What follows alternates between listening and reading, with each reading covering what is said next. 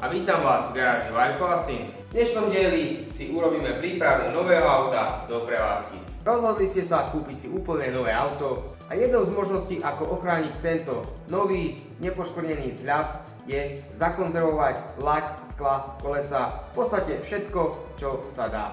Máme tu Volkswagen T-Roc, ktorý sme si dobre umyli, ktorý sme si zdekontaminovali, odstránili sme si náletovú hrdzu. Auta, ktoré sú nové, sú takisto špinavé, keďže dlhá cesta z fabriky až rovno k vám je strastiplná, či už na vlakoch, kamiónoch, alebo inak. Auta sa k vám dopravujú, na nich sa dá všelijaká špina, prach, kontaminácia, to všetko sa dá na auto. Auta sú zväčša vo fólii, ale aj tak, nie všetky diely sú chránené. Keď už auto dorazí z fabriky k vám, vášmu lokálnemu dílerovi, auto sa rozbalí, odstránia sa folie. Samozrejme, môžu zostať nejaké zvyšky lepidla na laku, ktoré je potom potrebné odstrániť. Mojou úlohou je auto dobre umyť, zdekontaminovať lak a následne aplikovať nanokeramickú ochranu laku. Poďme sa pozrieť zblízka na lak auta, v akom je stave. Auto má najazdených nejakých 800 km, takže fakt veľmi nové auto, very fresh. Pozrieme sa na to zblízka, ako to asi teraz vyzerá. Keď sa pozrieme bližšie na lak auta, môžeme vidieť rôzne nedostatky, ktoré sú už zapričinené jazdou na ceste. Takže máme tu rozflakané mušky na späťakoch, na prednej maske. Tieto už nevieme umyť, budeme ich musieť leštiť. Takisto rôzne peľové časti. Môžeme sa pozrieť po rozbaľovaní folie, zvyšky folie, tie budeme môcť odstrániť tiež. Okrem týchto vecí je lak fakt v dobrom stave. Takisto zadný plast, ale je to iba na tejto strane. Tu aj tu máme nejakú kontamináciu, takže sa to pokúsime vyčistiť. Takže po umytí prichádza na rad leštenie auta, leštenie laku, čistenie laku, príprava na samotnú keramiku. Auto si olepíme maskovacími páskami, aby sme nepoškodili gumy na aute, plasty na aute a aby sme si zbytočne nerobili krížovú kontamináciu.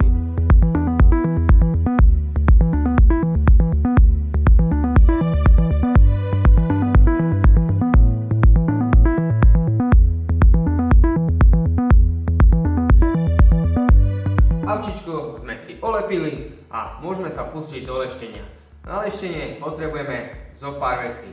Zo pár leštičiek, napríklad 21 rúpes na veľké plochy, ako je strecha a kapota, poprípade ak sú veľké dvere. Krásne, mám tú mašinu veľmi rád, veľmi rýchla, veľmi účinná, je to super, bomba mašina. Takisto klasika, 15 rúpes, toto je fakt univerzálna mašina, s ňou sa dajú robiť väčšie, menšie plochy. Veľmi dobrá, veľmi super vyvážená, veľmi dobré. Ja mám Mark 2, ktorá už fičí viac ako 3 roky a je super. Na menšie veci, ako sú napríklad stĺpiky, používam Mini 12 75 kg. Je to takisto veľmi dobrá mašina, veľmi sa mi s ňou dobre pracuje, dostanem sa na menšie miesta, je rýchla a účinná. No a najmenšie plochy na prednej maske alebo miesta, ktoré nedokážeme urobiť s veľkými mašinami, používame Yamaha Hybrid, je to super, malá leštička na baterku, poprípade keď baterka už nevládze, vieme to pustiť do elektriky, do prúdu a ide.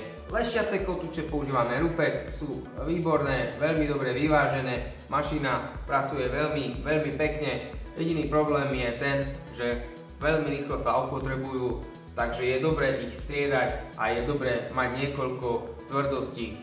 Žltý je taký ten mäkší, ale na tento lak si myslím, že bude stačiť. Ak nie, použijeme zelený a možno na niektoré miesta budeme musieť použiť modré pady, ktoré sú tvrdé. Pastu používam Scholl Concex S20 Black, je to One Real Step Compound Polishing System, takže v jednom kroku dokážeme urobiť fakt veľmi slušnú prácu. Po preleštení dielu si vždycky odmastníme produktom Scan od Shiny Garage, je to v podstate hotový alkoholový prípravok na odmastnenie a príprava na ďalšie kroky. No a zo pár mikrovlakien, nové alebo čerstvo vypraté, čím viac tým lepšie, aby sa nám dobre pracovalo. Poďme teda na to a pustíme sa do leštenia.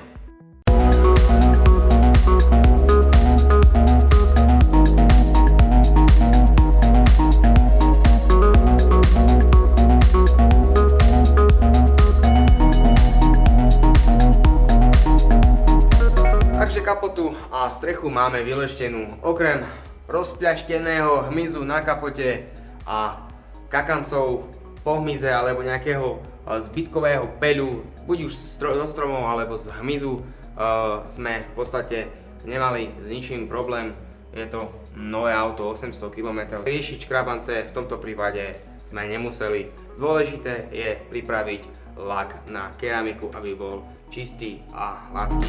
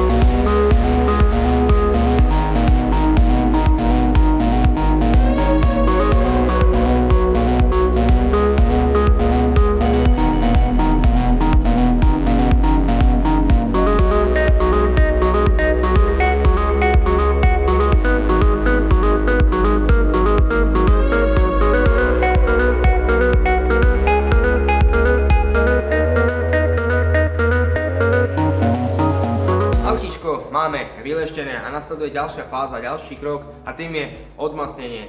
Je to záverečné odmastnenie pred položením samotnej keramiky na autolak. Okrem laku si odmastníme aj okna, takže poďme na to.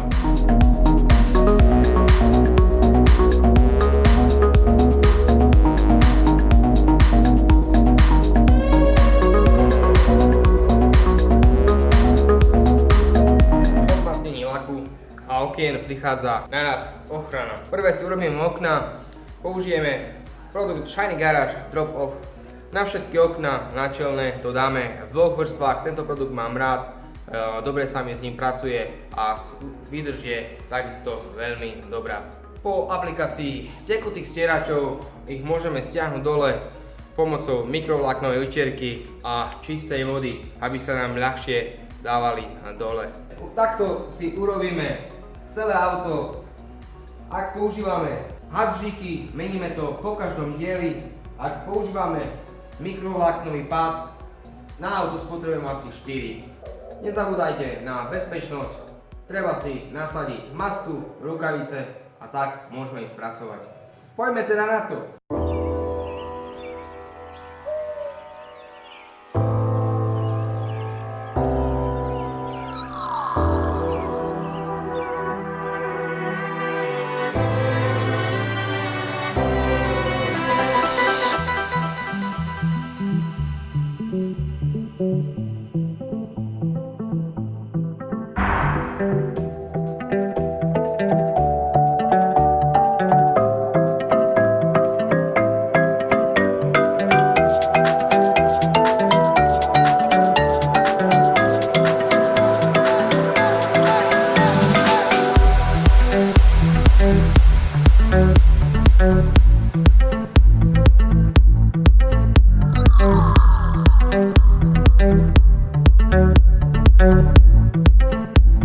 Prešlo nám pár hodín od aplikácie keramiky, trošku sme si pospali, dočerpali síly, energiu, dáme si našu obľúbenú kávičku Lamborghini a budeme pracovať ďalej.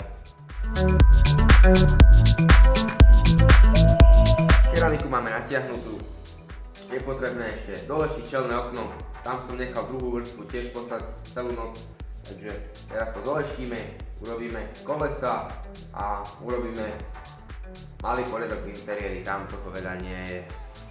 Poďme to dokončiť.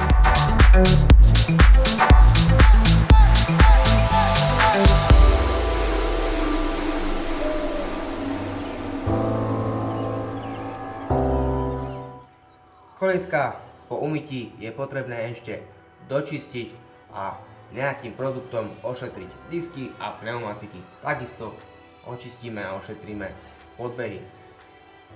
Na disky môžeme použiť wash coat, Nanolex alebo iný sušiaci vosk, nejaký Trockner, detailer na disky kľudne úplne v pohode. No a na pneumatiky nejaký dobrý dressing, kľudne Amo, výborná voľba, slovenský produkt Sigtire alebo niečo od bratov Poliakov Shiny Garage, Back to Black Polymer Tire Dressing alebo RR Custom Star Dressing, takisto poľský producent, olejová konzistencia, veľmi podobný ako Tire and Rubber Dressing. Na disky v tomto prípade použijem Nanolex Premium Paint and Alloy Sealant, ktorý nám ošetrí tento krásny elektrón a zabezpečí ďalšiu, ľahšiu údržbu. Koleso si môžeme dočistiť takouto srandou.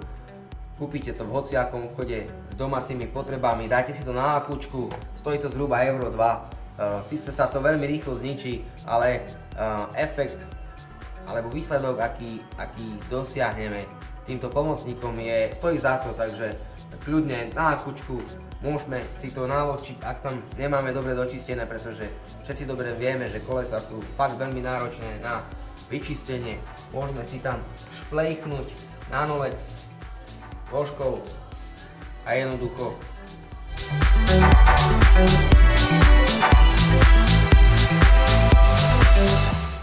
produkt Premium Paint and Alloy Sealant môžeme aplikovať rukami. Na ruky si dáme rukavice a jednoducho to natiahneme. Ak chceme urobiť koleso detailnejšie, je vhodné si ho dať dole. Prebytok produktu si rozleštíme mikrovláknovou handrou.